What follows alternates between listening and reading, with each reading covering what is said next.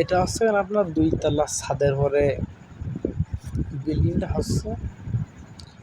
প্রথমত পিলিয়ার তলা হয়েছে 9 ফুটিতে 2 ইঞ্চি কম হাইট।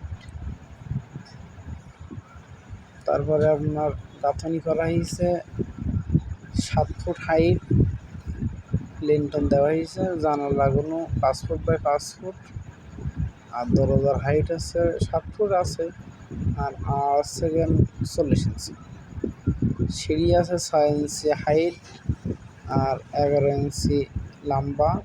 জানালায় সানসেট আছে আপনার 5 ইঞ্চি করে আছে, ডিজিটাল যে সানসেটগুলো আজকাল দিচ্ছে। ফালসাদ আছে, আর মাজার ওয়ালে এখন লিন্টন নেই, টানা ওয়াল তো ফাঁকা নেই, সেহেতু ছাদপন্তটা গেঁথে দেওয়া হয়েছে 5 ইঞ্চি ওয়াল।